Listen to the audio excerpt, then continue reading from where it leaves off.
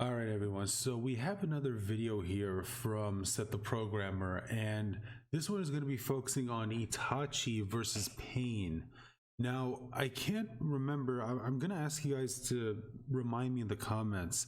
I think we kind of already reacted to another video like this from them, where it was, it was also Itachi going up against Pain, but I think they might have. Yeah, I think it was over on Swagkage's channel. I think that they might have deleted the video. I don't know if it's because the video was bad or whatever. I don't know what the reason was. Um, that's just again, that's just kind of how I remember. Maybe I'm wrong. Maybe it was a different video. But I'm looking forward to watching this one because I think that this is I think this is a debate that's been going on for a while. Like, if Itachi went up against Pain, what would happen? Who would win? I mean, both fighters obviously have a lot of techniques that are pretty damn broken when you think about it. Obviously Pain, the six paths of Pain, all the Rinnegan abilities, and with Itachi, he's got the Mangekyo and all the abilities that he has, the Amaterasu, Tsukiyomi, Susanoo, Yaramir, Totsuka Blade. All those things make Itachi probably like a really, well, not probably, but he is a difficult opponent to deal with.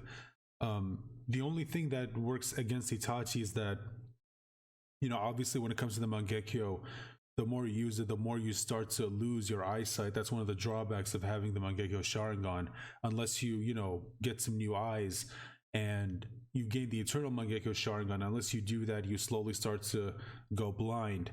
And obviously Itachi had his sickness, and he also had the a lot of people I think forget this, but when it comes to using the Sharingan, it comes with a lot of stamina issues. That's why when when it comes to using the Sharingan in a fight, you need to prioritize ending the fight pretty quickly, because if you use it for too long, it uses up a lot of chakra, and if you lose your chakra, then you can't really fight for long, because in this world you use your chakra to fight. So that's one of the things going up against Itachi. But I don't know if they're gonna go over sick Itachi, or if they're gonna discuss like a 100% healthy, no sickness, and let's say no blindness Itachi going up against Pain. Who would win? I mean, honestly, it's a little difficult to say, because when you got to think about both fighters. I mean, obviously Itachi, very intelligent. He's a guy who knows how to think 10 steps ahead. But Pain, I just think the thing that makes him, the six paths of Pain, that makes him so dangerous is the versatility of the abilities. Obviously you've got the animal path that can continuously summon those animals, and it seems like there's no end to them. You've got the Preta path that can absorb your chakra. So if Itachi tries to use a Materasu, he can have the Preta path just absorb them, since they are made of chakra. And obviously you've got the Diva path, the human path, the Naraka path. All of those, all the different paths of Pain all have very overpowered abilities.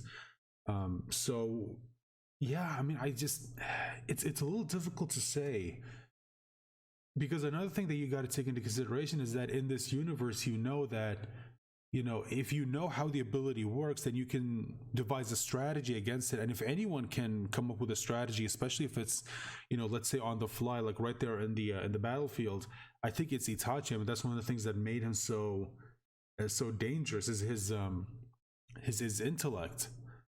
But let's go ahead and watch this video and see what Seth thinks. But before we do, as always, guys, I do have to ask you that if you want to show your support for the channel, if you like what I do here, please leave a like, share the video out there, subscribe to the channel if you're new. And I want to say thank you to everyone who has hit the subscribe button. I cannot thank you guys enough. I hope you will continue to support me in the future, and make sure to ring the bell icon to be notified whenever I post a new video, or if I ever go live. If you want to join me on a live stream, make sure you click on the bell icon to be notified whenever I go live.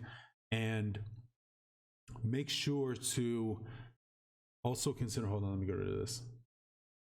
All right, there we go.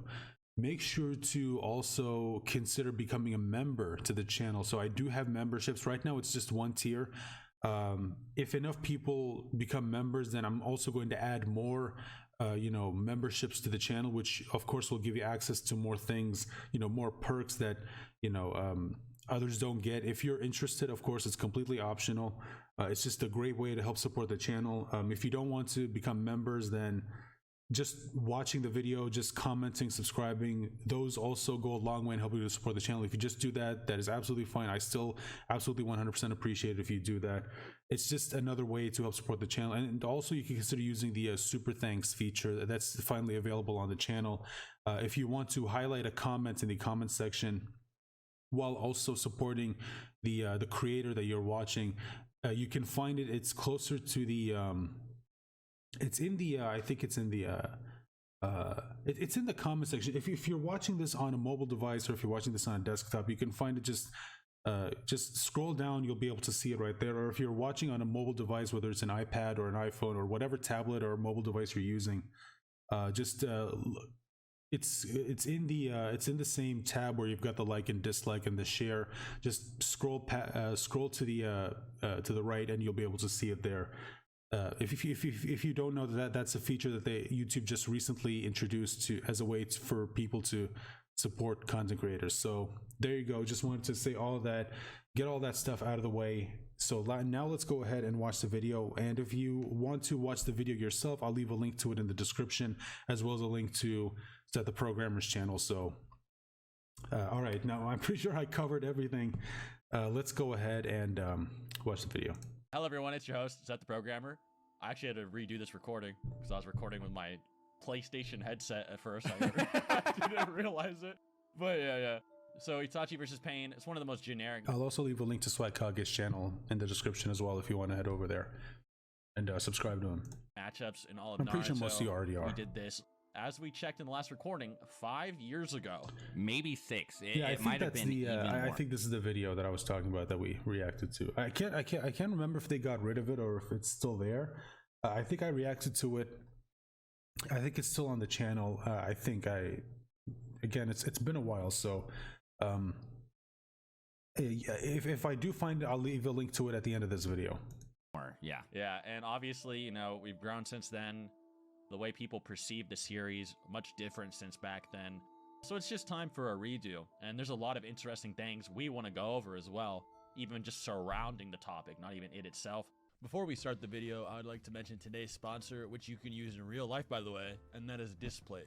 Most of us like our room to look nice and clean by styling our walls. Yeah, I've heard of Display before. I've seen other content creators be sponsored by them. Or maybe your office is Displates. Now, what is a Displate? A Displate is a high-quality, one-of-a-kind metal poster designed with amazing art and different passions. For example, there are many, and I mean many, designs, not just designs, but even with brands. Look right here, there's a Marvel one, you click onto it and then different characters appear. I really like these Batman ones, this Souls inspired one by VadiVidya, and even this duck riding a piece of pizza like a surfboard. Remember, these aren't your average posters, it's a high quality type, it's very sturdy and magnet mounted. You know how it sometimes takes ages to put something on the wall, you have to spend ages trying to put it up, but with Displate it only takes about 20 seconds to set up with no tools, and I did it myself, and it actually is, you just slap it on the wall basically, and there's no problem at all. No damage, and overall not stressful. It's super durable as well. Also, as I said, Displate is a good alternative to standard alone paper or canvas printing. It's even cheaper when using the top link in the description using discount codes, which is 1 to 2 Displates for 22% off, or 3 or more Displates are 33% off. So enjoy your high quality posters with Displate. They were very generous with this sponsorship, so if you would please, look into it and actually see if there's something you'd enjoy, or even make your own Displate for that matter. Look in the description below. Thank you. But just to show you guys that this isn't just like some random Akatsuki versus Akatsuki matchup, I wanted to kind of explain that Itachi and Pain, they're sort of like the middle volume main antags or end bosses. They're clearly like the bosses they fight before they become like pretty much like the strongest guys in the world almost, Yeah, it's what brings them to like a higher level. And Itachi and Pain are also the only shinobi in the third data book, which was, kind of supervised by Kishimoto a bit, or at least he read them.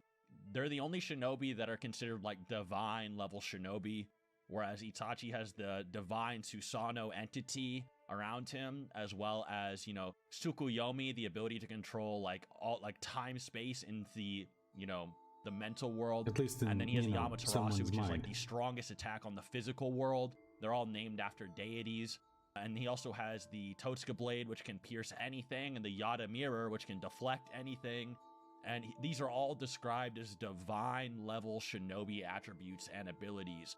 And then Pain, on the other hand, his whole thing is being divine, and even the way that they describe him is almost like some mythological Pokemon or something. Like he's not even like a normal human being, you know? Like his eyes are named after Samsara. You know, Swag was saying this in the last recording, but every single one of the paths of Pain is named after, you know, a certain cycle of Samsara in the 6 cycles.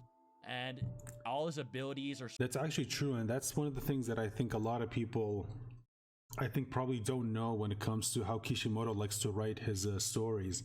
And it's not just Kishimoto. A lot of mangaka over in Japan do this. They get a lot of inspiration from like Eastern mythology, and it's not that they completely ignore, you know, Western mythology. I think that you know, you look at a series like My Hero Academia. Obviously, Horikoshi, the author, is heavily inspired by you know, Western comics like Marvel, DC, and Western movies. You know, also, you know, the Marvel, DC, you know, live action adaptations of some of the storylines in the comics. But for the most part, if you watch or if you read manga or watch anime, the anime that's obviously adapting the manga, a lot of the authors obviously get inspiration from, you know, Eastern mythology. You know, in Naruto, there's a lot of you know, inspirations from like Hindu mythology. There's obviously Shinto mythology. He just brought up Amaterasu, and yeah, Amaterasu and the Susanoo are actually named after like Shinto deities. If you don't know, or I think it's Shinto deities. I think I might be getting that one wrong, but yeah, like a lot of things in Naruto are inspired by like Japanese mythology, Indian mythology.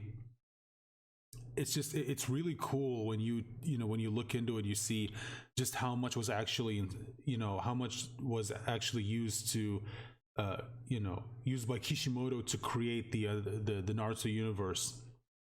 It's really amazing, and it's just something that I always really appreciate whenever I read a story, like to see what inspired the author to, you know, come up with these ideas that they, you know, implemented into their stories. But yeah, let's go ahead and continue. And hell, you know, you're even seeing that in Boruto, like you know, like for example, Ishiki's dojutsu, that still doesn't have a name, but a lot of fans have actually kind of given it the name. I think they gave it I think it's called the Dharmagon, I think, if I remember correctly, because the pattern that you can see in the eye is actually looks a lot like the Dharma wheel. Now, I'm not too familiar on what it actually is, but I think it's mostly about, again, like, just to clarify, I'm not all that familiar with it. I need to do a little bit more research into it. But from what I understand, it has a lot to do with, like, essentially breaking through the cycle of, you know, death and rebirth. Because obviously, if you look at a lot of Eastern mythology, they believe that when people die, they're eventually reincarnated into something else. And when it comes to Dharma, it's all about breaking away from that cycle and moving forward. Which probably tells you like why Ishiki was probably like the ideal opponent for Naruto and Sasuke, because both their powers, their biggest power-ups, with Sasuke it's the Rinnegan, and with Naruto it was like a six-path sage mode. You know, their powers inspired by, you know, the cycle of death and rebirth, obviously, because, you know, you've got the Rinnegan, which can, you know, bring people back to life and all that, or it's inspired by the you know, the cycle of Samsara, which again involves death and rebirth. And then their opponent, inspired by the very idea of breaking away from that, was probably like the ideal opponent for them, or that's like one of the reasons why Ishiki, I guess you could say, was like probably the biggest inspiration for being Naruto and Sasuke's most powerful opponent, because he literally, his powers, you know, represent the thing that sort of breaks away from the very ideology that inspired their powers. You know what I mean? Again, like, I'm not going to get too much into that. That's a completely different conversation. And like I said, I'm not all that familiar with this, so I'm definitely not, someone to talk on it. But I always thought that was really, really interesting. But let's go ahead and continue with the video. Sort of messing with reality. He surpasses the concepts of just life and death entirely, which is like a hugest thing in Naruto. You have Orochimaru becoming a bad guy over death, and then Kakuzu, Sasori, all these characters trying to become immortal, and then Hidan trying to become immortal, or those guys trying to make him immortal to get beyond death. You have, even the Otsutsuki later in the series, they make karma to get past life and death. And then you have Pain here, whose eyes are just beyond the concept. He can just manipulate, he can revive people over and over again.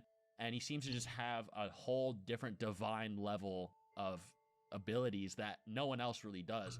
He's also called like the child of prophecy too by Jiraiya before he meets Minato. Jiraiya thought that this kid was like the chosen one of the whole Naruto world.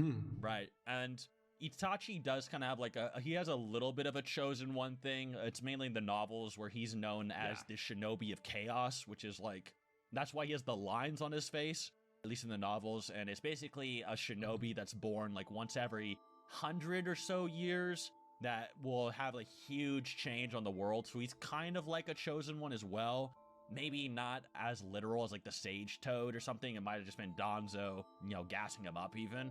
But, you kind of have a similar case. They're both possibly chosen ones that will change the world. Both divine shinobi. Both are beyond Sannin level fighters. Itachi is constantly manhandling and bullying Orochimaru. Pain bullied Jiraiya, and then they have to fight him after their mentors are defeated, at the end. So they're clearly supposed to be a similar level, at least, in terms of the story. Now, whether they're actually the same strength, well, that's what this whole video rant is going to be kind of about. So I guess where do you think we should start off?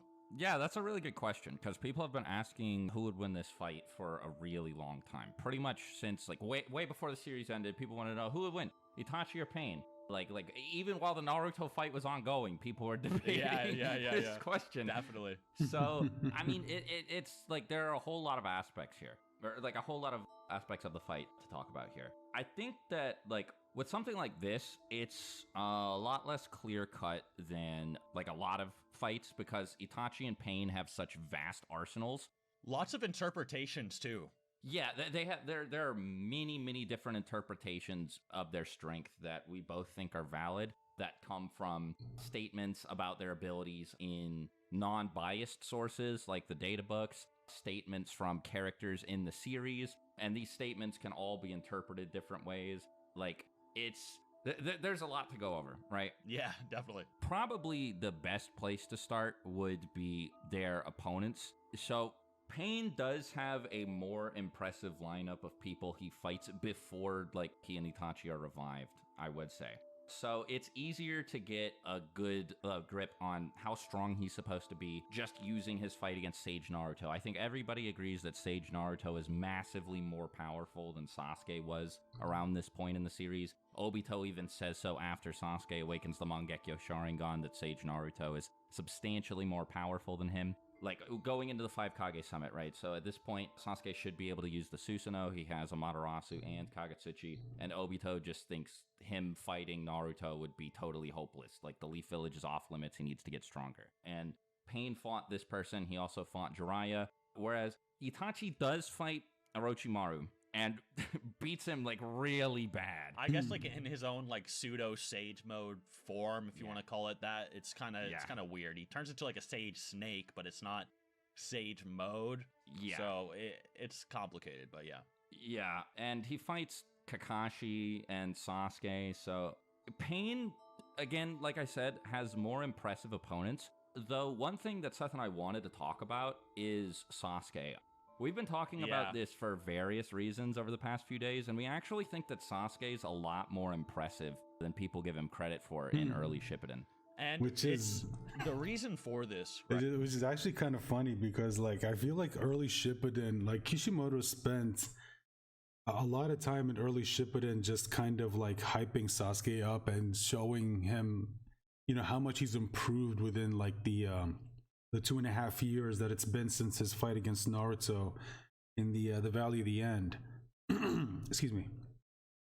So to find out that people possibly aren't giving Sasuke the credit that he actually uh, that he actually kind of deserves an early Shippuden, even though a lot of people do hype up early Shippuden, and I'm willing to bet there's probably a lot of fans who are not really all that, big on the latter half of Shippuden, because that's kind of where like Sasuke like doesn't really look all that impressive, even though he is, don't get me wrong, but there's a lot of things that Kishimoto did there that kind of like it's a weird thing to say because technically this isn't true, but it kind of felt like that's kind of what was going on, where it kind of felt like he was like asking him to like stand aside because there are other things happening that kind of need to take precedent. And I don't know if he did this on purpose, but you look at like, let's say the first half of Shippuden, it feels like the first half of Shippuden, Kishimoto spends the majority making Sasuke look impressive, and then in the next half of Shippuden, all the way till the end, he spends his time making Naruto look really impressive. Like it starts with his training to, his training with Genjutsu. He looks really impressive there, even though technically he still ended up losing against Pain. But then moving on, and they even bring it up, like, despite that, like, Obito still tells Sasuke, don't go over, fight Naruto, like you can't beat him. I personally believe that, at that point Sasuke was, or not Sasuke, Naruto was stronger than Sasuke with perfected sage mode. But for me personally, I've always kind of seen that as a way for Obito to try to provoke Sasuke, because he knows like they have a history, they have this rivalry.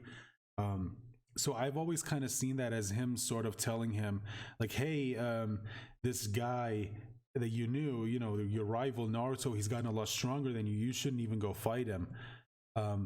I've always kind of seen that as a way for him to like provoke him, because I think that Obito at that point wanted to provoke Sasuke because he knows that, the Sharingan responds to, their emotions. And if Sasuke, like, if he gets pissed at the fact that Naruto's stronger than him, obviously that would actually like make his chakra stronger, because hatred actually amps up and Uchiha's power. We all know this. It's kind of like the most stated thing when it comes to Uchiha clan members. But obviously Sasuke at that point just didn't give a fuck about Naruto. He was focused on his goal of killing Danzo and taking payback against the Leaf, which is, it's kind of weird that he would ignore him, because that would kind of also involve Naruto. But at that point, Sasuke wasn't really in the right mindset at that point. I think, again, that's another thing that's kind of obvious. Ever since he got the truth about Itachi, like Sasuke was just, he was out of it. He wasn't focused. He was just like, yeah, he was lost. And he did calm down a little bit after his interaction with Itachi, and that's when he started to regain his focus, and he started to be a little bit more I don't know if clear-headed is technically the right word, but a little bit more clear-headed. Not 100%, not 100% having a clear head, but a little bit more than he was before. But anyway, that's just kind of how I personally saw it. Even though, yeah, I do agree that Naruto in Perfected Sage Mode would beat Sasuke with the Mangekyo Sharingan. Although I don't think he would have beaten him with the EMS. I think Sasuke with the EMS would have defeated Naruto. But EMS Sasuke against like KCM Naruto is the fight that I would like to see. I'm curious to see who would win that fight. During the war arc, I think he wouldn't have won the fight against KCM2 Sage Mode Naruto. I think probably with more training, he definitely would get to a point where like he would be able to compete against Naruto, because obviously, as we know, like they haven't reached their their peak when it comes to power, because we know as time went on, they just got stronger and stronger and stronger, to the point where now, and I know a lot of people may not believe this, because Naruto doesn't have Kurama and Sasuke doesn't have the Rinnegan, but even without them, they are still above Ten Tails level. Like Naruto and Sasuke are still no joke. They're still not two people that you should mess with. Naruto and Sasuke now as adults, even without Kurama, even without the Rinnegan, they are still above Ten Tails level. Excuse me. But yeah, let's continue with the video. Right, and I really wanted to hammer this home. I almost wanted to just make a Sasuke video at one point, but I can go over it here too. It's just like, when he destroys Team 7 when they meet him after the bridge. Tsunade tells Sakura that Sasuke is so powerful, he has to be on roids, so he's like not natty, or he's using forbidden jutsu to amplify his stats. Like, that's the only way he could be that strong. Now, Naruto, before he meets Sasuke here, is fatigued to the point he's like falling over. He also fights Orochimaru twice. A lot of people don't know that. He actually fights Orochimaru again after Four Tails before meeting Sasuke, and Orochimaru actually spares him. So he has to fight while so fatigued he's falling over again against Orochimaru. So when he does fight Sasuke, he's nowhere near full power, right? And Sakura, she does get like a concussion. She gets basically one-tapped with a collateral from Kabuto's body, like flying into her. Not to mention, it is Sasuke who she's fighting, so she's probably just like holding back subconsciously by like a lot. But which does affect people's performance. We've talked about that before. You still see the characters think he would do that anyway. And the reason I say that is because Tsunade and probably Yamato and maybe Sai probably all tell, their mission report after it's over, and they probably tell Tsunade what happened, and then Tsunade came to the conclusion, unlike his peers, he has to be unnatural. He has to be on roids, And his peers, Naruto, Sakura, and Sai, even Sai would be able to do this. You have to remember Sai is actually relative to like base Naruto and Sakura probably. But is that Sakura is able to actually fight an Akatsuki member named Sasori. I've talked about this before. I am one of the biggest Sasori hype beasts in the whole world. Sorry. Before we get to the Sasori jerk-off session, I just want to talk about this, which, by the way, I've got nothing against Sasori. I also think that Sasori is also a little underrated when it comes to how strong he actually is. I'm actually with Swakage on this. Sasori, I feel like, doesn't get the credit he deserves. But I just want to comment real quick on what they brought up here. This whole thing about let me see if I can bring it up. Like this whole thing about Sasuke like possibly being on roids or whatever. Like personally for me, I've never believed that. I think that was if anything, that was probably like them trying to figure out like how the hell did Sasuke get that strong so quickly. I think it's like they had such a hard time believing someone could grow that powerful so quickly over such a short amount of time that they thought, oh no, he had to be juicing. He had to be. But I think that it's because a lot of people forget that Sasuke himself is a prodigy. He is. Like, I think that the reason why Sasuke didn't progress as quickly as he did when he was still in the Leaf Village is because he didn't have anyone there even remotely close to Orochimaru's strength. Well, outside of Jiraiya and Tsunade. Like, someone who was on Orochimaru's level of power to train him. Because think about this, right? Look at Naruto, Sasuke, and Sakura, right? Before any of them met any of the Sannin, before Sasuke trained with Orochimaru, before Naruto trained with Jiraiya, before Sakura trained with Tsunade, on their own, they didn't really get that far. I mean, Sasuke obviously got farther than the other two because of his natural talent, but they didn't really get that far on their own.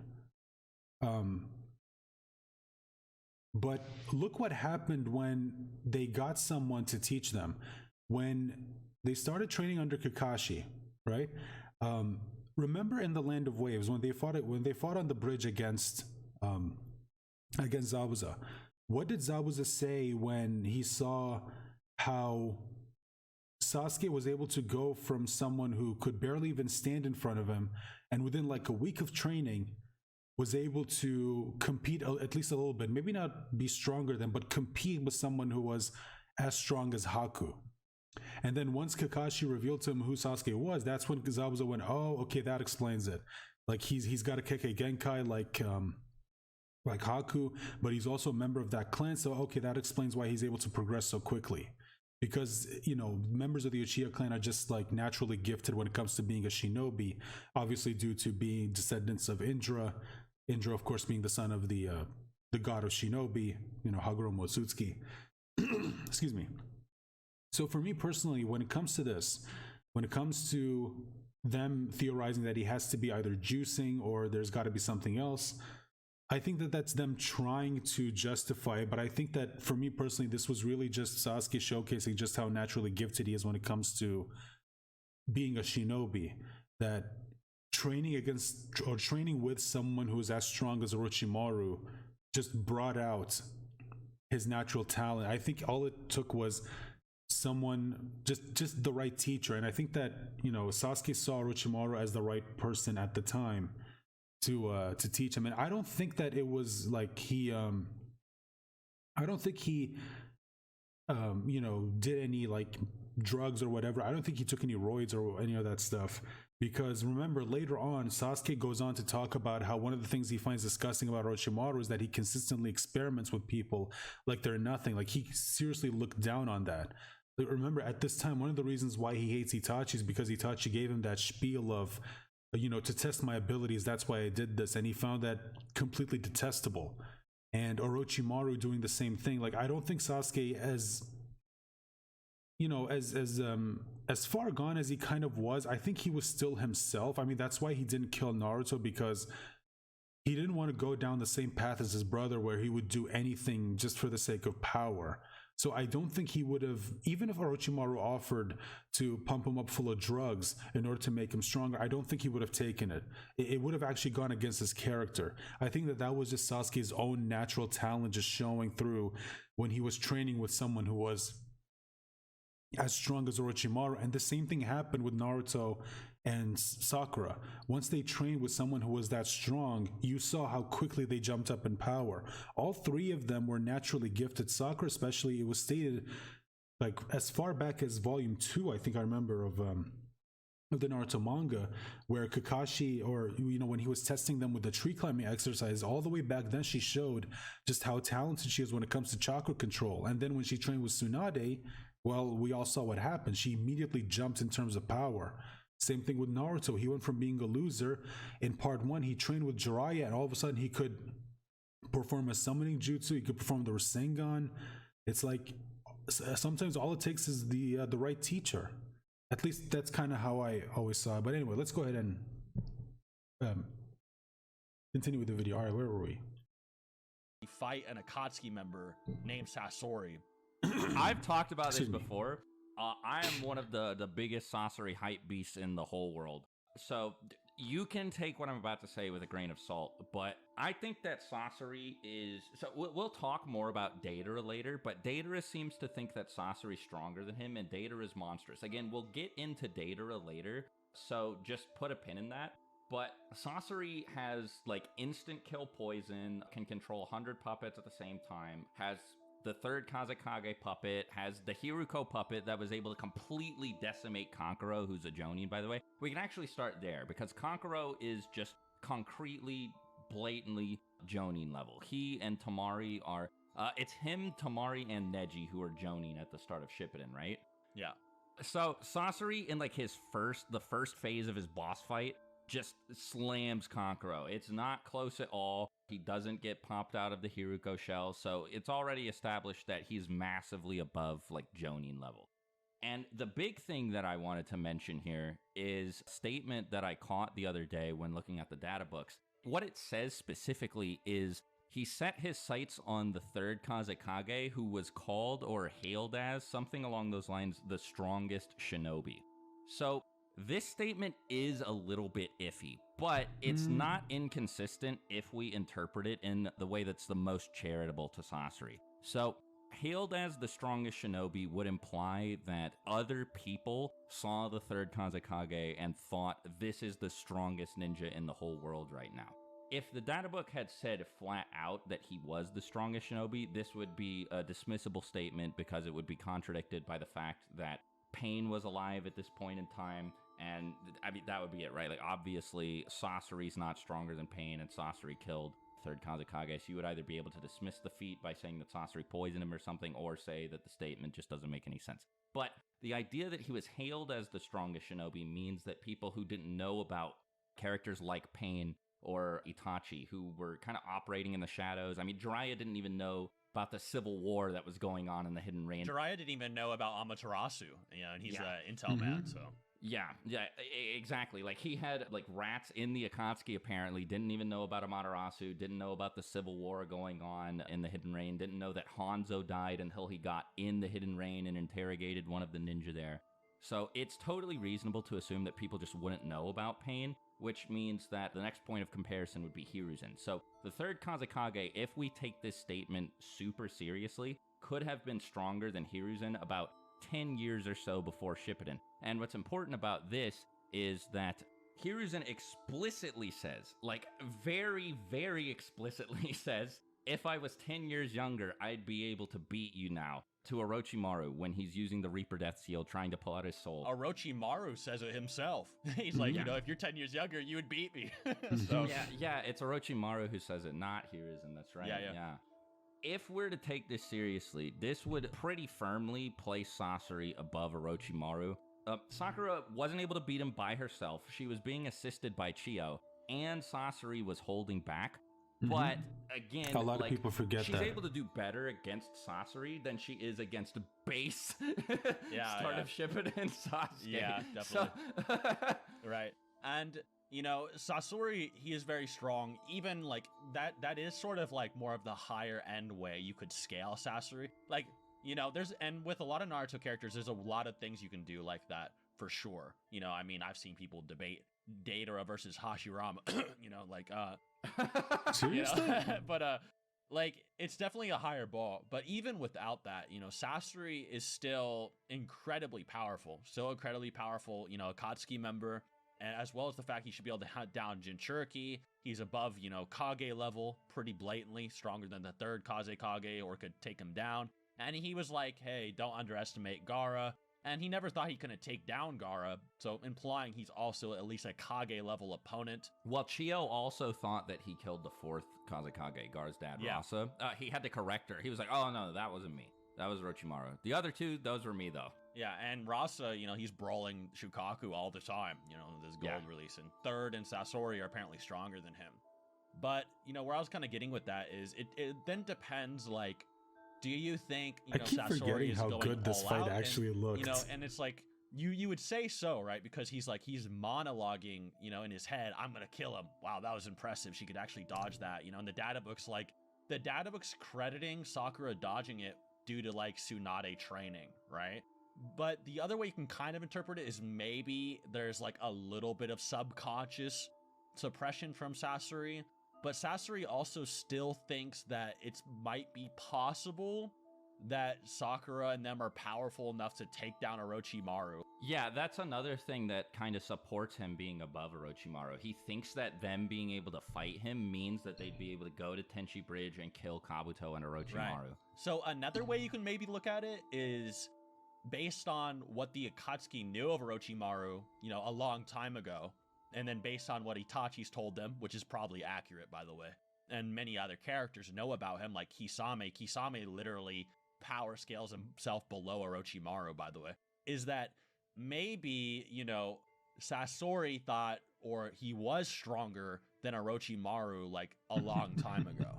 You know what I mean? Yeah. And so maybe, like, the current Sannin, you know, are stronger than them. But, you know, back in the day, you know, Sasori would have been able to beat them or something if he was as strong as he is now. That was just like 8 different ways you could scale Sasori. So you guys can kind of see where we're going. That's why this fight is so complicated. Yeah, now imagine Pain versus Itachi, right? But where we're getting with that is if you scale it charitably for Sasuke, Sasuke is roided out compared to Sakura, who could avoid this like old school Sannin's level, you know, attacks. And even the data book kind of supports, you know, like I don't like data book stats, but it does give Sasori a 34.5, which is pretty high, and it says he could output more power with his puppets. And the Sannin are 35, you know? So it's like, it wouldn't be contradictory, really. But it'd be crazy. But still, you know, Sasuke in base form is roided out. I don't know if Tsunade or Yamato or Sakura, because I'm sure Naruto didn't talk to Tsunade about any of it.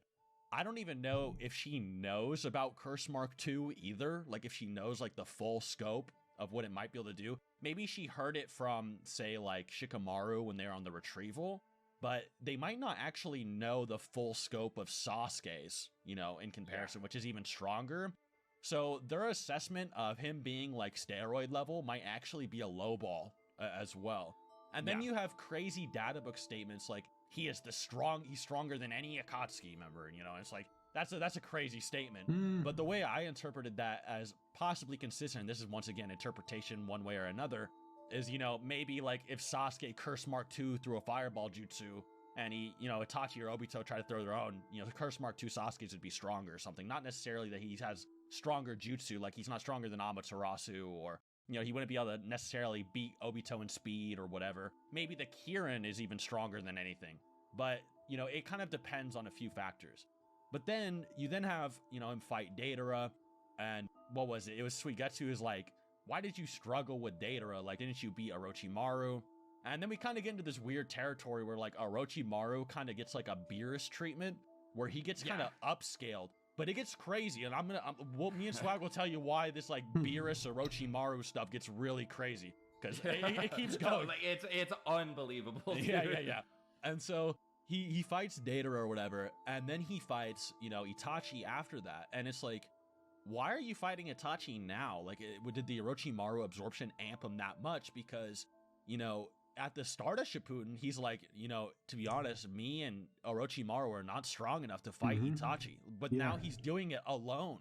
So it's like, does he think he's stronger than Orochimaru or them put together?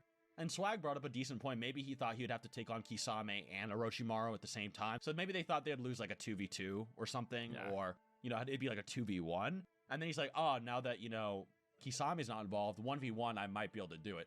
Which, whatever. But then the 5 Kage Summit comes around after Killer Bee, and they say Sage Naruto's way stronger than Sasuke, and it's like okay, so now it started like Sasuke's scaling gets like a little bit weird, and then after he fights Sage Kabuto, we just found this before the video. This statement is so crazy. Okay, Sasuke says, we've just now surpassed our mentors, okay?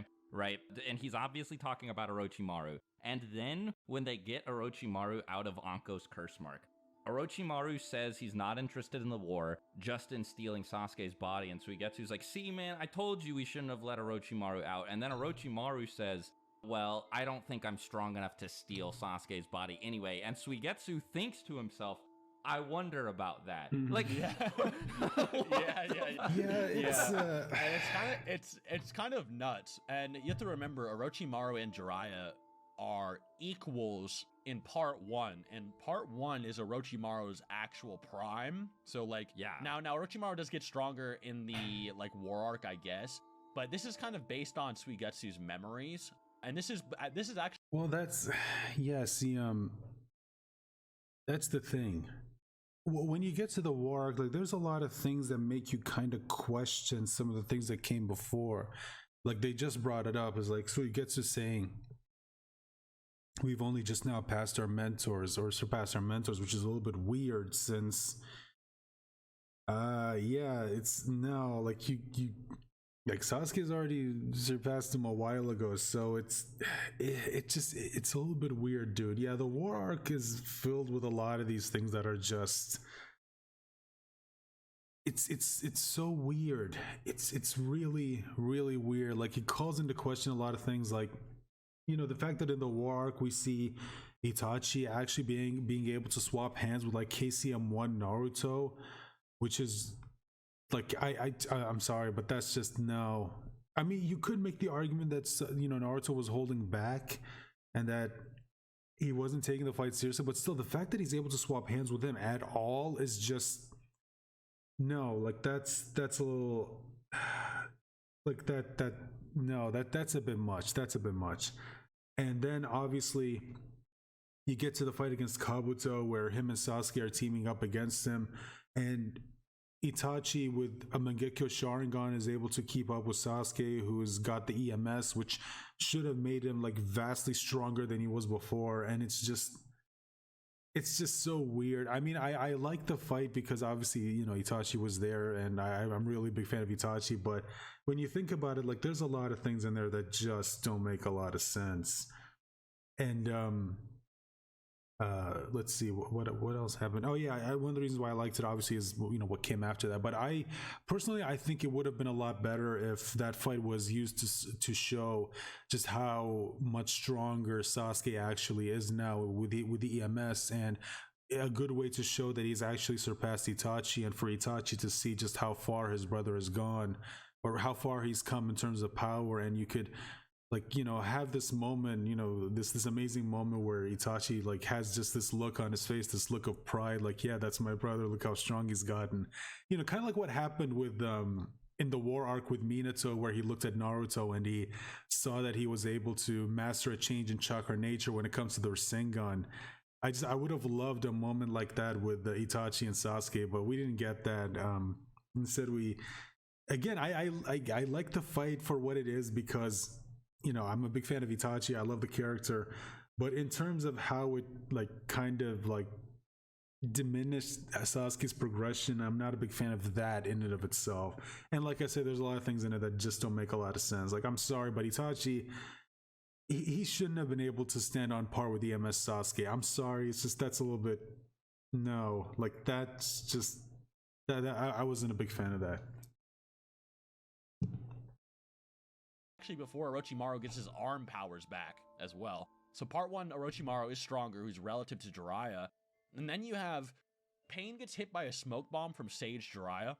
And while not looking, he does the whole thing where he blocks Jiraiya's punch. But have you guys ever actually thought about that? Pain, while not even looking, caught his punch. And it's like, okay, yeah, maybe he's he has the reaction because another Pain is helping him see that. But do you guys understand what that actually means to just catch a Sage mode punch? Yeah. Remember, this guy is now stronger than Orochimaru in part 1, unless Orochimaru is also probably in his equivocal Hydra form or something like that. He just catches it. He just caught it without flinching one arm. And then you see Sage Naruto kick a way stronger Pain. Tendo Pain with more Nagato, concentration. Pain, while blocking it, bracing with his whole body, gets launched across the crater while fully on guard, facing him. So now Sage Naruto and Pain just seem like a totally different level than Sasuke, Orochimaru, and all those guys, right? So now it's you'd think, okay, well now Pain is way stronger than Itachi. There's just absolutely no way, because based on Itachi's feats, he fights this kind of inferior Sasuke almost. And these Sage mode characters, maybe Shikaku was right. Maybe no one really could get involved in that battle. You know what I mean? Maybe Sage Naruto really was that crazy. Then it kind of gets into some different territory where you kind of have to think about it do you really think, Sasuke would not be able to handle Kakazu like Kakashi did, or handle, Pain in a similar way that Kakashi could? You know what I mean? And then we kind of get into that territory where it seems as though, even though Sage Naruto is probably a lot stronger, that Sasuke is still at the level where he could still fight the Pains. You know what I mean? Yeah, so we could talk about that for a second here. Let really think about it for a second, right? So Kakashi fights Tendo Pain, and the Asura Pain later shows up. And he does pretty well. He actually almost destroys Tendo, albeit with some help from Choji and Choza. Sasuke is way stronger than Kakashi. This is just a fact. Maybe in base. Yeah, possibly in base. Well, because Yamato and Kakashi are supposed to be, sort of relative, and Yamato's just getting dismissed by base pre-absorption Sasuke. And Naruto does, he thinks about that. Yeah, he thinks about that base Sasuke, and Kakashi's he's just able to tell that Naruto's still trying to catch up to Sasuke. And at this point, Kakashi says that Naruto surpassed him. So there's 2 layers, right? 2 degrees that Sasuke is stronger than Kakashi by in base. And then you have his at least bare minimum 10 times curse mark amp. He'd probably actually be able to do pretty well against Tendo and Asura, though keep in mind Tendo was holding back in that fight because he didn't want to kill Kakashi. I always bring that up. I'm the second Tendo is I gotta kill you, he one-shots him basically. Yeah, he just people him. Always forget that. The second Tendo wanted to, he's bap. He just basically flicked him off. No, I mean, he even says as much, too. He's just oh, okay, you're too much trouble. I'll go get intel somewhere else, basically. And then he just kills Kakashi. even while suppressed with 6 other bodies fighting an entire village, he literally stabs Kakashi faster than anyone we've ever seen in the entire series ever. Like, there's no one ever tags Kakashi like that easily. He straight up stabs. Not even Kakuzu. If that, Nope. Imagine that was that rod he stabbed. It was poisoned. Imagine that was a poisoned rod. Like with he would have instantly just killed Kakashi. Like it would have been that simple.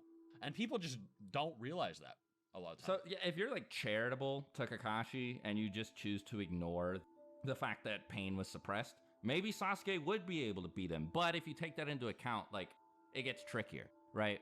One thing we should establish though is that Itachi's fight with Sasuke is not real. One thing about Itachi you gotta know, he is the sandbagger god. He legit never fights seriously. Even when he's in Edo, he has to hold back. Yeah, he can't fight Kabuto at full power because he has to get him to release Edo Tensei. And even when he's like sort of Edo controlled against And he tells Naruto, the same thing to Sasuke. Like I personally believe that if Itachi and Sasuke were fighting seriously, Kabuto would have died like immediately. Personally, I believe that. But Itachi specifically tells him like, dude, no, we can't kill him.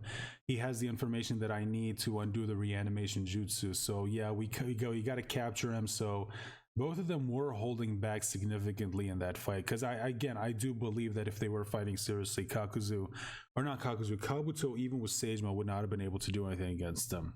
And I think that on some level, I keep confusing Kabuto with Kakuzu.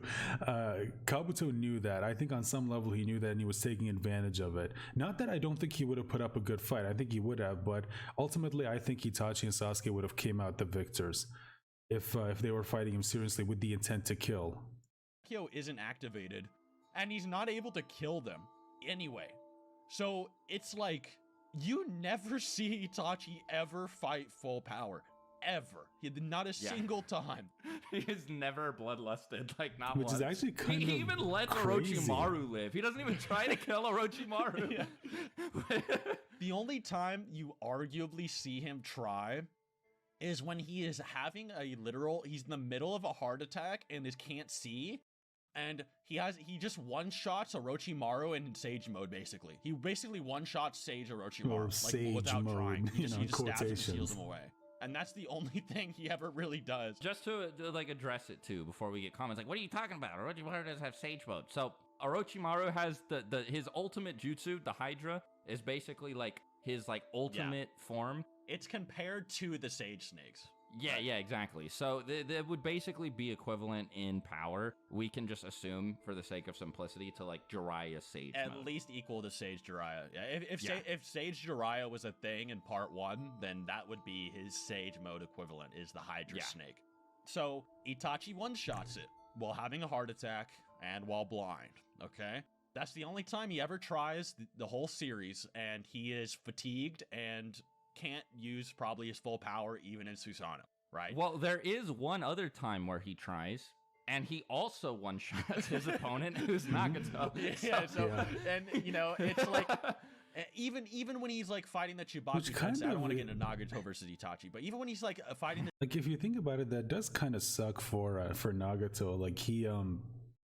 Like he's now technically sealed away forever in the the gourd, or maybe not forever. I guess technically, if you think about it, there is a way to kind of like bring him back. Maybe, I mean, Orochimaru was also sealed away, but he, I guess, took precautions with that, and he was able to sort of bring himself back by like keeping a piece of his chakra in the curse mark that he that he gives to everyone.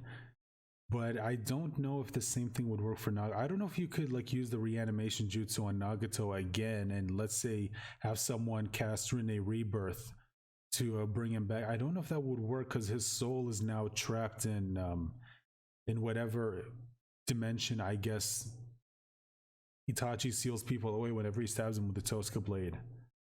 Which again, just it kind of sucks for Nagato. I know he was okay with it because at least he knows now that he won't be used for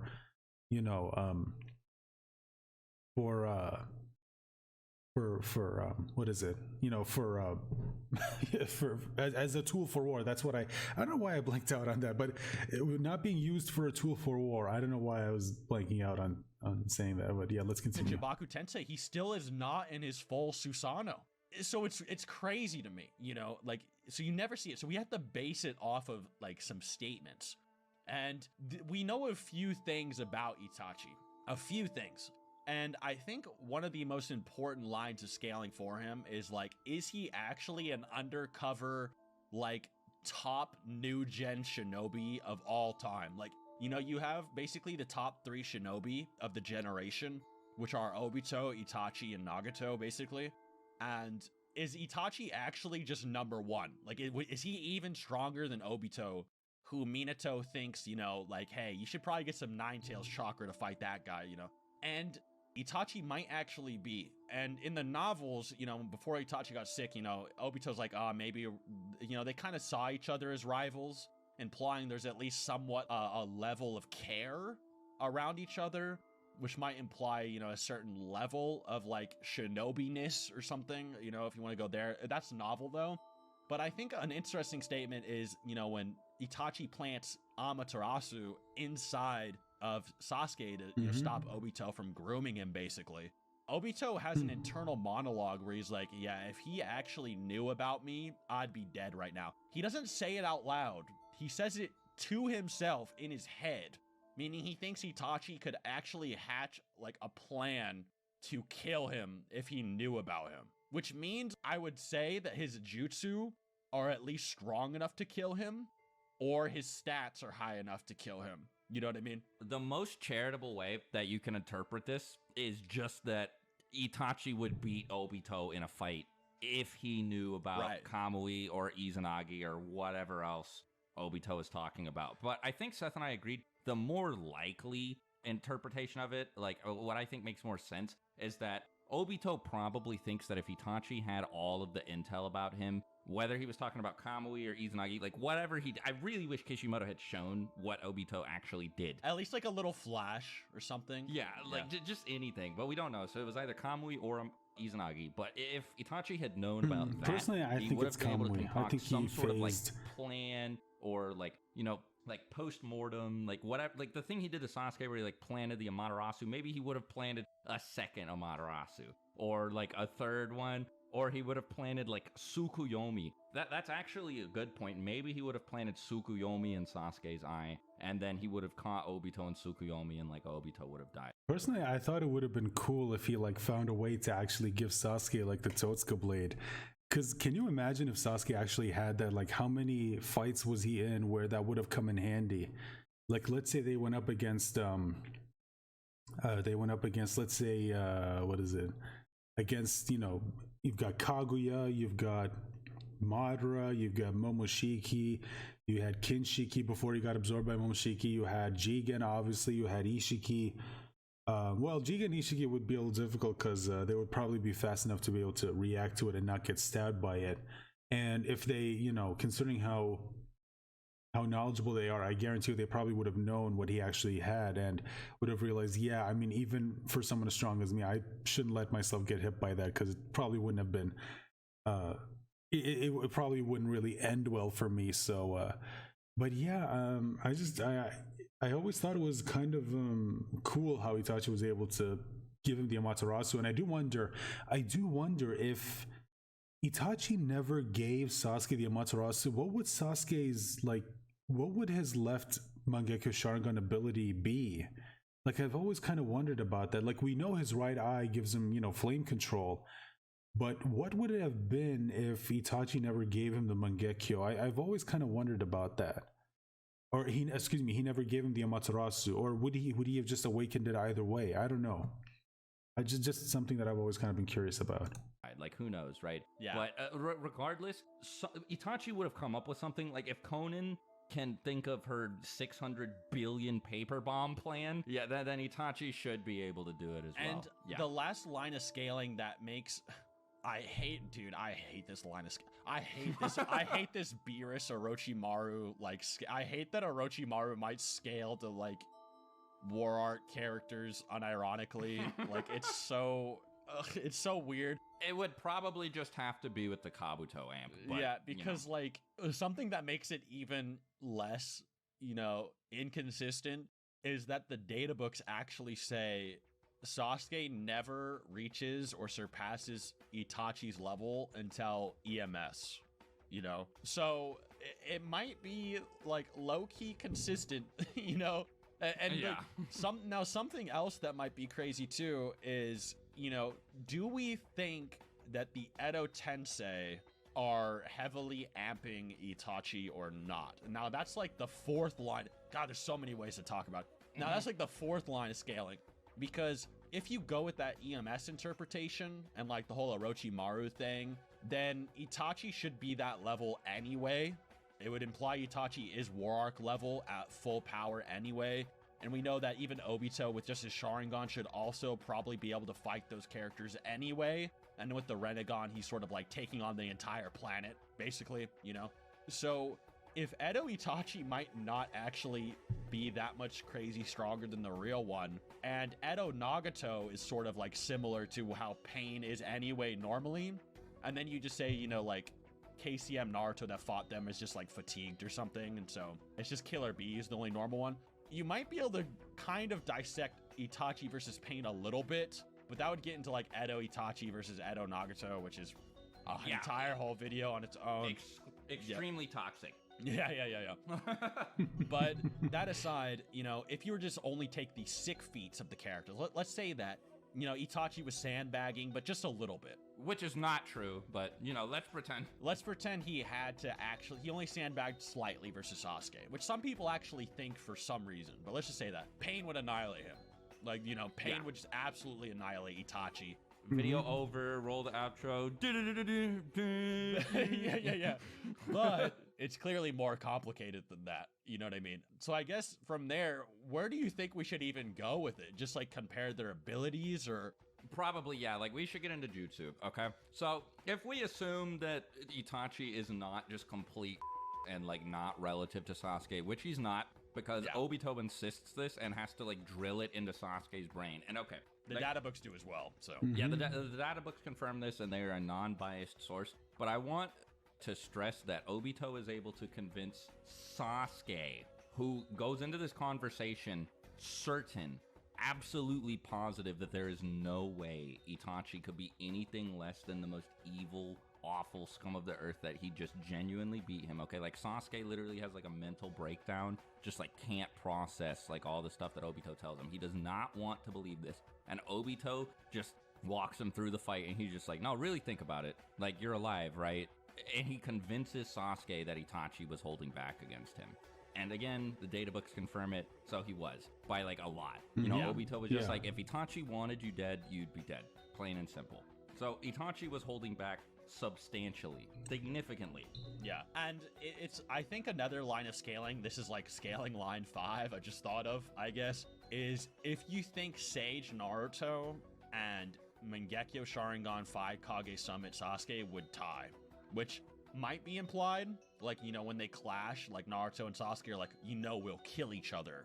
If that's the case, and, Sasuke is more like rivaling Itachi by EMS, then Itachi probably slams Pain. You know what I mean? Like, really hard. But that's only if you think, MS Sasuke and Sage Naruto would be like a draw.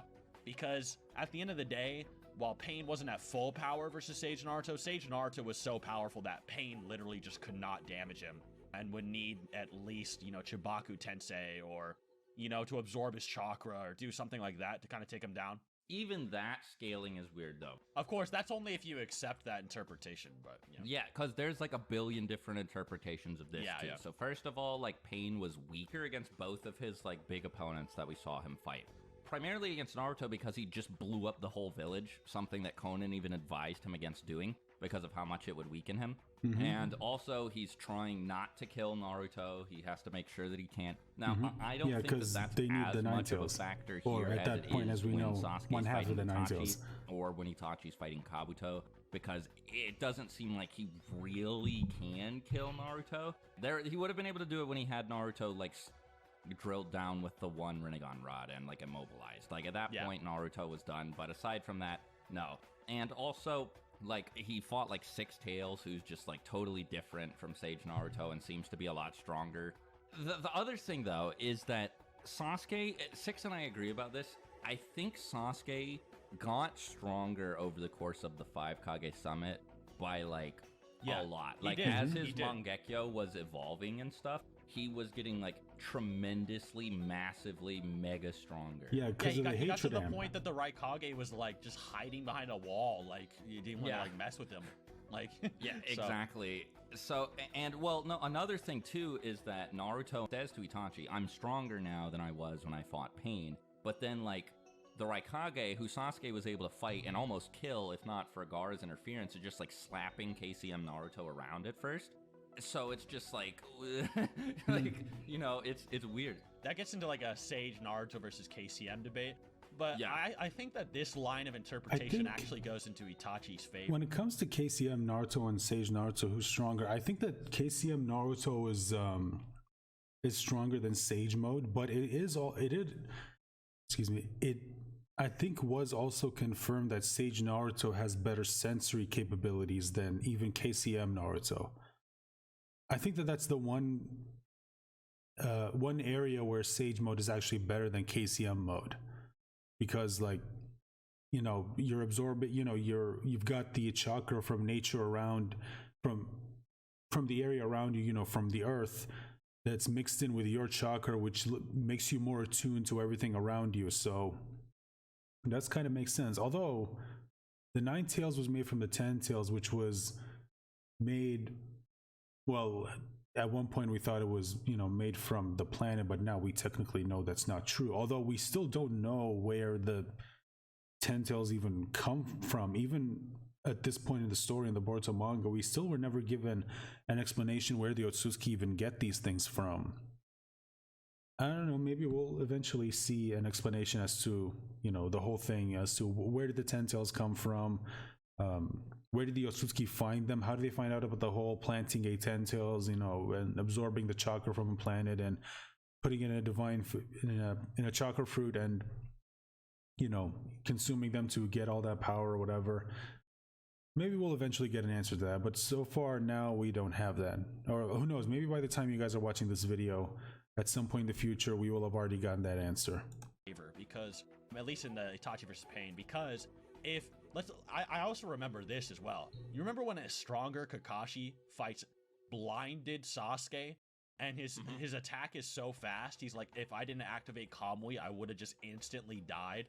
Yeah, apparently Itachi is stronger than that. Yep. And we've seen Kakashi versus Pain, you know what I mean? Which, you know, might also further the Itachi agenda. Now, I'm trying to offer, you know, different interpretations for winners. I'm not trying to say, like, because it's a very complex thought. I'm not trying to say absolutely one would stomp or something like that. But in that interpretation, I do think Itachi, once again, has, like, the upper hand a lot, if that's the case. He's basically almost borderline blitzing, like, a guy who could fight Pain. You know what I mean? A little bit. He wasn't on Pain's level. He did get like one tap by Shinra-sensei almost, but he was able to like react to some of Pain's attacks. He was also able to like Kamui the nail. He's also able to Kamui the rocket, and is implied to be like less scary than like the Susanoo arrow or something like that. At least from what I heard, he was like that. You know, he was that surprised. But there's also another thing to talk about, and that's in the weekly release of the Naruto manga. This is the stupidest part of this video. Yeah, for sure. In the weekly release of the Naruto manga, Kishimoto used to write, you know, hype lines, you know, like next time, you know, on Dragon Ball Z, you know, like stuff like that, you know. And in one of these chapters, it's after Pain is introduced and we see, you know, the new Madara, quote unquote. There's a statement, the strongest man in the Akatsuki pursues Naruto. Next time, Itachi's pursuit, you know, and then color. So this debate then goes into either Pain or Itachi are the strongest in the Akatsuki, because it's either Pain is pursuing Naruto, or it's saying next time we'll see the strongest guy pursue Naruto, and it's Itachi's clone pursuing Naruto. Yeah, so this is so like stupid and contentious and weird. Like, this is one of those things that to get a definitive answer to this, you would just have to ask Kishimoto. Yeah. Who were you talking about? in the weekly release Shonen Jump Naruto chapter 364. He wouldn't even know the answer. The strongest man in the Akatsuki? Yeah. I'm pretty sure that was Obito. But, it's right after Pain's big introduction, and he's literally on the page, and then, it's like, there's like the lightning flash and stuff. It's Obito telling him to pursue Naruto. Exactly. It's like, the thing is, like, my whole thing when it comes to like these lines at the end of every chapter, I mean, you even see them currently in like the boards with, the boards with chapter where you see at the end, you've got like, like, oh, this just happened, next time or whatever, find out what happens, or just these lines that you see at the end of every chapter. Look, when it comes to this whole thing, it's like they want to get you to read the next chapter. It's sometimes that's the only purpose as to why they write these things. And honestly, I do think that if you were to ask Kishimoto like what you meant by this, I don't think he would actually know. I think that it was such a long time ago. I think that he honestly forgot what he was even thinking when he wrote this. Or maybe he didn't. Maybe if he does remember, which first of all, kudos for remembering something from a long time ago. But yeah, it's look, that's just kind of how I see these things. It's like it's literally just to hype up the reader to pick up the next chapter or pick up the next issue of Shonen Jump and then read like the newest Naruto chapter. I think that's it. That's usually what this is. It's like okay, look at some of the promotional material for the newest Dragon Ball movies. Every time a new Dragon Ball Super movie comes out, what do you see in the material? Like always, or not just in a newest movie, or whenever a new arc comes out, it's like, oh, the strongest opponent they've ever fought is about to appear, or whatever. It's like they always say these things to get you hype up. Like sometimes that's it. They use hyperbole to get people excited to check out like the next thing, like the next arc or the next movie, to get them to go to the theaters to actually watch it, even though I really don't think they need to. People were going to go watch it either way. But yeah, that's just kind of how I've always seen this. It's literally just to hype people up, to get them to read the next chapter. That's how I've always seen it personally. So I wouldn't use this as like a definitive statement from the author saying, oh look, he literally says that the strongest man in Akatsuki pursues Naruto, which I think, yeah, he was talking about Pain going after Naruto. But yeah, that's just hyperbole. It's just hype to get people to read the next chapter. But yeah, that's just kind of how I see it. If you disagree with me, that's fine. I understand. On the page, and then it's like there's like the lightning flash and stuff. It's Obito telling him to pursue Naruto. Exactly. It's like, okay, well, you have to go after Naruto. So on one hand, it's like, oh, okay, clearly it's Pain. But then on the other hand, the next thing after that on the page is Itachi's pursuit, and what happens in the next chapter? Itachi pursues Naruto. I almost want to say Kishimoto did that on purpose. Yeah, I'm pretty sure he did. I think he was saying they were both the strongest man in the Akatsuki. Maybe they're just equals. Like, I don't know, but like, I do want to say, if we do take that, since it's less likely talking about Obito. Now, Obito is pursuing Naruto, but he's always been pursuing Naruto. Yeah. And the statement implies it's like a new thing, and Obito himself isn't doing it. He's sending someone else to do it. I do want to say consistently that I don't believe you could ever really interpret Pain above Obito, but you might be able to interpret Itachi above Obito with those things we talked about earlier. So I do want to say I'm slightly leaning towards Itachi, but I do think there's a high chance it's also talking about Pain. I'm not going to say it's 100%. You can interpret it like that way, that Pain might be above Obito with that stuff that Obito says to Sasuke, how Pain was invincible. I couldn't even conceive of him losing. Like, so, like, I don't know, they both have weird statements from Obito that imply that they're both above him. They're both in proximity of the statement, like, by the right amount to be. So, like, I don't know. I have no idea what it's talking about. So I'm going to ask the comments, based on all the information we presented, all the jutsu you think that they can do, who do you actually think wins right now? Like, just off the top of your head, right down below, who do you think? I'm actually curious what you guys think who would win based off what we said. Now, there is... If we're talking about everything they mentioned up until this point in the video and not, everything they're going to mention, I would probably... I don't know. they did, consistently point out that how strong Sage Mode Naruto was, and the fact that even a weakened Pain was able to still defeat him at the end. But then, of course, you've got all the statements they talked about, pointing out how strong Sasuke is, and the fact that Itachi is stronger than, at least that version of Sasuke. And based on those statements, when you compare both of them, it does kind of look like Itachi's like the more impressive one. So I guess for now, I'll say Itachi. Even though I still think like the versatility and Pain's abilities, I think would probably really give him an edge. I don't know, dude. It's really difficult to say when you like both fighters are insane when it comes to how strong they are. A little bit more we have to talk about, and that's the actual jutsu they can use. Yeah, because this is the big thing. Now, this is a really important part, and it's also extremely contentious and has multiple interpretations, so we're going to ask the chat what you guys think after the video. But it depends on, Itachi, Tsukuyomi, and Genjutsu, right? Because his Genjutsu and Tsukuyomi, it's very unique in the sense that it's basically a mind break. So the thing about Tsukuyomi is stronger than MS Sasuke's Genjutsu, and it's able to affect Jinchuriki. Even perfect Jinchuriki would get absolutely melted by Tsukuyomi. Yeah.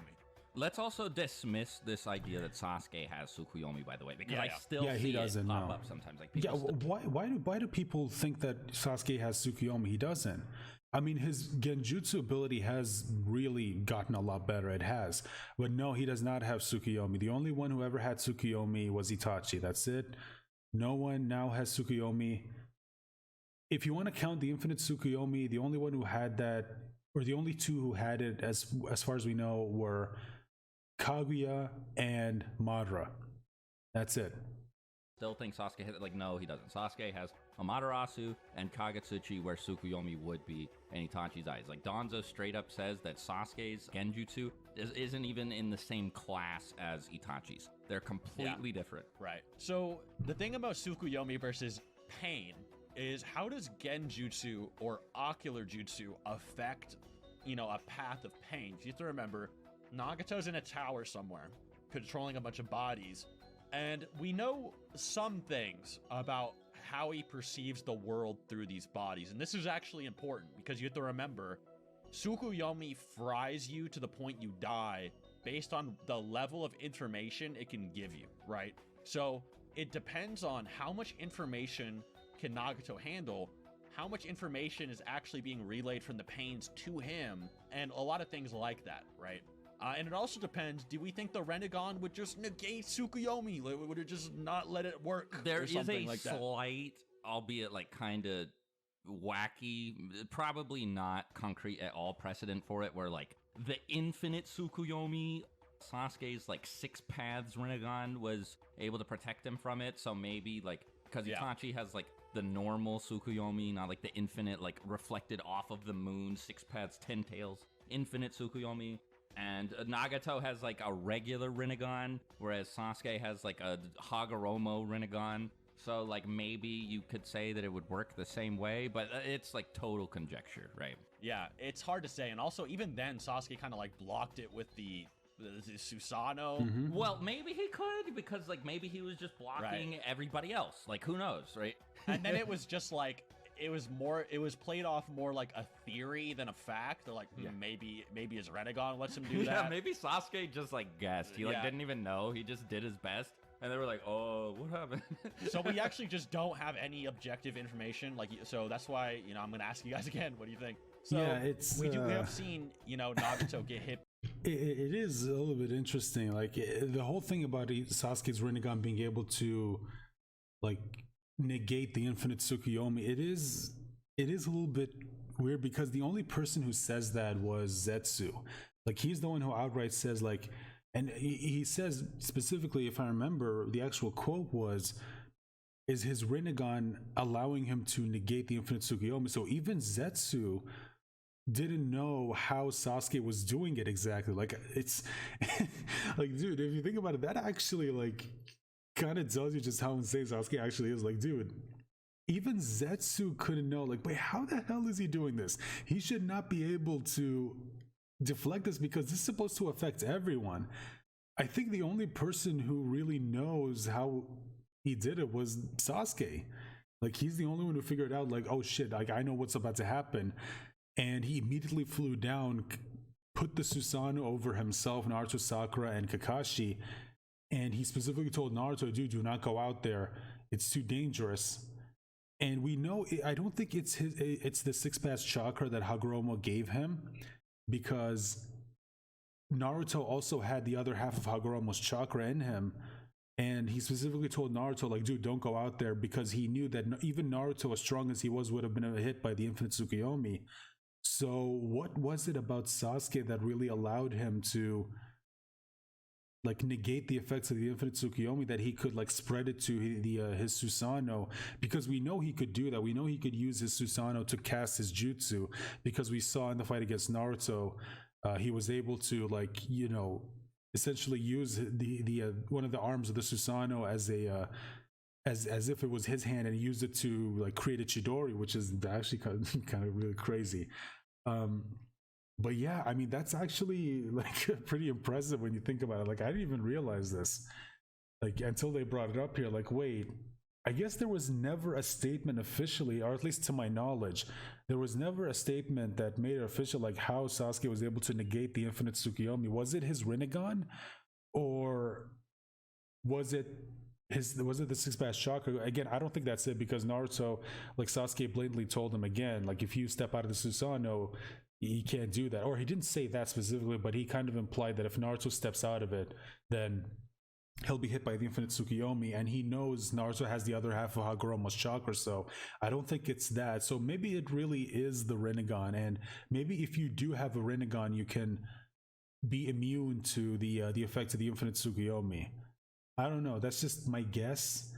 Maybe Hagoromo knows about that, or maybe he knows about the only way to negate the infinite Tsukuyomi, or to make it not affect you, which is to have a Rinnegan.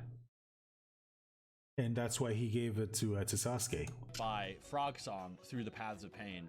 Now, how this affected the main Nagato, we don't know. No idea. We don't know if he was completely incapacitated. We don't know if he was able to control the other pains. All we know is that he wasn't able to just snap his paths out of it, right? The paths got killed. Or maybe he just let it happen to catch Jiraiya off guard or something. It is possible. That'd be crazy. That'd be nutty, but we have no proof of that. But we do know that Nagato was able to see what the pain saw in the Genjutsu. So he's perceiving it, and he wasn't able to move the bodies. Apparently, it paralyzed the body. I think the data book even says they were paralyzed. So whatever Nagato perceived inside of there, he was able to see in it, and it paralyzed his control of the bodies, okay?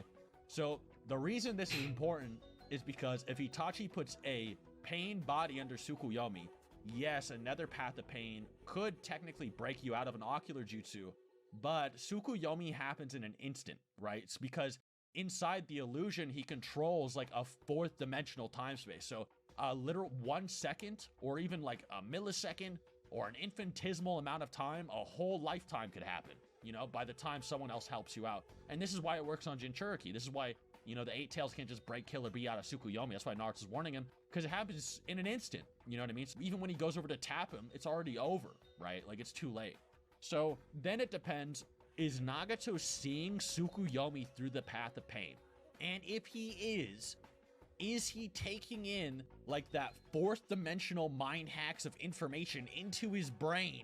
And would it fry his brain just even perceiving what the path of pain had to perceive? Yeah, so keep in mind, at this point, we are at, like, the, like, 8th level down of, like, the branching paths, right? Yeah. You know, it's been like, yeah, legit. So, and now we still have to point out, so if this is how it would work, before we can even say that, because, like, the paths of pain are weird, right? Like, maybe you could just say that Nagato, maybe it wouldn't even work through the pain. yeah, because like the pains talk to each other, like they're different people at some points. It's literally like a schizophrenia like yeah, show.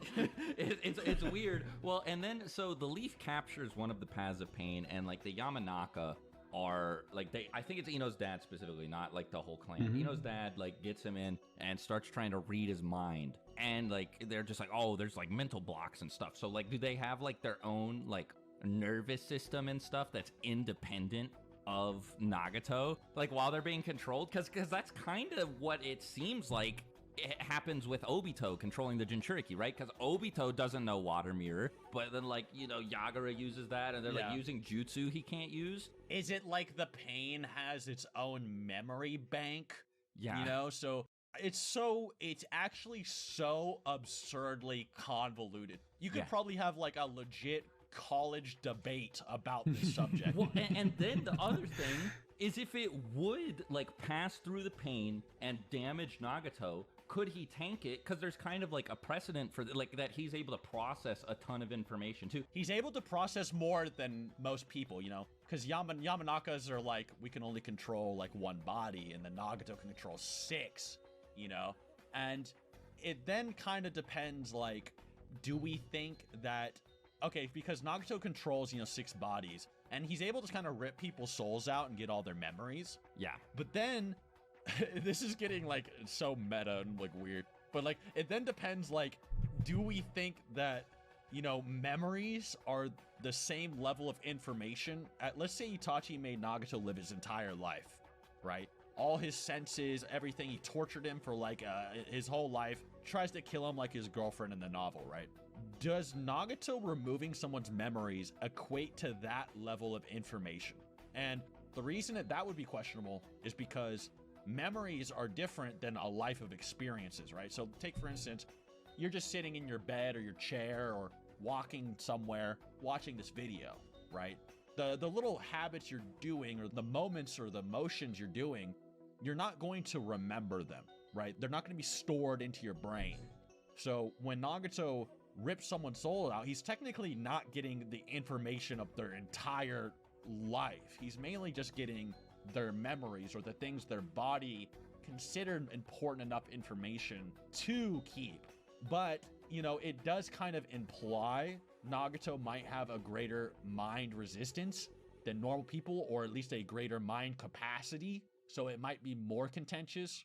Like, the human path seems very similar to like what he would be dealing with, but like Seth said, the data book just specifies memories. Like, it doesn't seem like he pulls out their entire lifetime experience at once. And then there's like another question, like another new question that's like, would Itachi even be able to do that to like most people, or was he only able to make this girl live out her entire life because he knew her and knew like what she would be able to expect to happen, right? It's like some crazy like knowledge thing, like how well do you know them? Yeah, right. Yeah. Well, yeah, exactly. Because she was like, it'd be even crazier if we learned he could plan it in advance, like he wrote it like a story. I mean, then another question you have to ask Jesus is, Christ. like, how does Genjutsu work on people who like? How much of a connection do people have to like bodies that they are controlling remotely in Naruto? Because Kabuto couldn't do anything about Itachi getting Kodo Matsukami used on him. There was nothing that he could do to break it. Would it be the same for Nagato, who's controlling the pains? Can Kabuto see through the eyes of the Edo Tensei? Because he seems to be aware of what's happening. Like, It's crazy. How about let's just say hypothetically, you know, because we've offered our opinion on, you know, the multiple avenues you could say Itachi or Pain are stronger. You know, like I said, it's a scholarly debate, you know, you could have. Let's just say hypothetically they're equal for some reason. Yeah. Let's say they're equal. And let's just say hypothetically Tsukuyomi doesn't work. Okay. Let's just get that out of the way. What do we think about their jutsu off? You know what I mean? And let's say Itachi is relative to like all the pains at once or something like that. Or Tendo full power or Nagato full power or whatever you want to say is the equivocal. Because obviously if he's as strong as like one path of pain, he just gets annihilated, right? Like, yeah. So let's just say hypothetically it's like that, you know? Is Amaterasu way faster than the wielder's attack speed? And I think it's another thing to talk about, because Amaterasu is compared to Kirin, and Kirin is considered an undodgeable attack by the wielder of it. So it might be possible that they consider Amaterasu an undodgeable level speed, even if you're relative to each other. So that might be a thing. That might explain why like Nagato got hit by Amaterasu when Itachi like turned on him or something. It was a nerfed Nagato because it was like white haired. He was also like able to like Shinra Tensei it off of him, but like maybe he absorbed some of it, right? And like would like possible. Was I mean, his like durability higher, or can. was it even a factor because he was like Edo Tensei? Like would Tendo just get burnt to a crisp before he could like blow it off, right? Like I don't know. So if that's the case, if you do think Amaterasu is like speed blitzing your own speed and he's relative to Pain, then he's probably Amaterasuing like at least like one or two of them, I guess, and then the others would be like, "Oh God," and like get out of the way or something. Well, I mean, that raises another question of how much intel does he have about the Pains? It does seem like he's able to deduce his abilities pretty fast. I don't think it's on Kurama level. Yeah, and I brought this up. You know, like Kurama is probably like the smartest like combatant we've actually seen in the series, maybe except for like Madara or something. But when we see, Kurama take over Naruto's body, he's able to counter Shinra Tensei instantly. And when Pain uses Chibaku Tensei, in the manga at least, the second Kurama realizes he's being pulled up, he's like, I have to blow up Chibaku Tensei. He immediately starts blasting it, literally next panel. But Itachi, he sort of starts talking to Naruto and B. Naruto and B don't know what to do. And Itachi's like, I think we have to shoot it, after like asking Naruto what it does. Well, Kurama's also doing this like while he's like gaslighting and like grooming Naruto to like let him use more chakra so that he can break out and use like eight tails. So like his like situational awareness is like next level. Yeah, so Itachi seems to be less aware than Kurama, or he's just slower, just more calm about it. Well, I think the most important thing to take away from it though is that he's not aware of Chibaku Tensei, which I think is a fairly reasonable thing to assume. I think that's because I mean Conan warns Nagato not to use it. Tendo has to be extremely close to him to use it, and Nagato's almost always in the Hidden Rain village. There's probably no situation where he'd ever need to use Chibaku Tensei ever up to this point. So Itachi probably doesn't know about it. How much else he knows about Tendo could affect whether or not he wants to destroy it first. But the reason I ask this is because I think I agree with Seth that he would probably have time to Amaterasu at least one path of Pain. If we assume that this is the case anyway. Yeah, like speed blitzing your own speed, So the thing is, which one would he pick? Like, does he have the knowledge necessary to like to figure out like which one is optimal? Because if he doesn't get Naraka, then whichever one he takes out is getting revived. So, like, does he know about the Naraka Pain and King of Hell being able to, like, revive other pains and stuff? He usually doesn't start off with Amaterasu, although he did as Edo. But the other thing, too, is he can use it multiple times. Yeah. But they might be, like, more aware or try to mess with him by that point.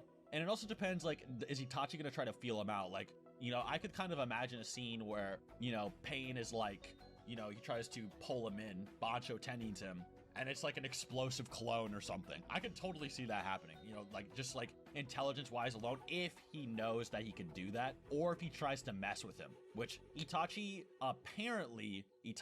and like Kakashi and all those Anbu, like old school Anbu fighters, they're very like test your opponent to see what they can do kind of guys a lot of the time. So it might not be out of character for Itachi to kind of feel Pain out before going for the kill. Yeah, because, if you're going into a fight against an opponent where you don't know what they can do, it might be best to, like they said, feel them out to see, all right, what can this guy do? What can they do? And then once you do figure out what they can do, then you go, okay, like now that I know, I can devise a strategy against them. Because, we know that in the Naruto universe, like normally, like it's best to keep your abilities, secret, because if you if you consistently show your opponent what you can do, then they immediately or they have a higher chance of being able to devise a strategy that can immediately take you down. Now, obviously, there are some instances where it doesn't really matter if you know what the opponent can do, if there's like nothing you yourself can do against them. Like take, for example, I think I brought this up before, but when Naruto and Sasuke went up against Ishiki, it didn't matter that they knew what his abilities were and what its limitations were. Ishiki was just so damn strong that there was nothing they could do about it. Hell, Ishiki himself even said, it's like, okay, so what? So what if you know what I can do and what I can't do? You don't have the power to be able to do anything. And he was right, they didn't. And then until, Naruto went Baryon mode, and then all of a sudden it turns out I can do something against it. So yeah, if Itachi knows all of Pain's abilities and what their limitations are, then I think he would be able to devise a strategy against him. So yeah. And that also depends on what you guys would think about that. Now, as an Edo, he's just like, Amaterasu, he's started burning everything. Well, yeah, because I mean, he's just totally risk-free, right? Like, he can't get killed. Yep. Like, he can't sustain. He doesn't run out of chakra. He has infinite chakra, infinite but MS. maybe when he's alive, he'd be more proddy. I think that Nagato would, and I could be wrong about this, based on how he fought Jiraiya and Naruto, though. Naruto was a little bit different because he didn't want to kill him. And Jiraiya, I'm pretty sure he just didn't want to give Jiraiya the intel because he was worried that Jiraiya would, be able to pass it on to other people, which he did. He was right about. Yeah. But I think that against most people, when he's not trying to get or protect intel, he would probably just go all out and just try to, murder them. Because, I mean, he's a really, Nagato is a brutal person based on what we're told about how he handled Hanzo. He killed everyone that Hanzo knew and their family members. Now... Yeah, So- I agree. I think in terms of an equal stats debate, that Itachi does have an advantage in that, not even Zetsu knows, and he stalks everyone. He had no idea Itachi had a Totsuka blade. That's a huge deal. Imagine Pain, Bansho Tenin's, Itachi in, and then he, Susanoo, spears him with, the sword, something crazy. So there's a lot of avenues to catch Tendo or the Pains off guard with that sword, and I think that's kind of underestimated. It also depends as well how many people you think he can seal with the sword at one time. Does he have to stab him and then sit there and absorb him and then stab Could he the next one? shish kebab them, right? All at once. Yeah. And then I think as well, if it got to the point where Pain is using Chibaku Tensei, Itachi might just go for the dual KO or something too.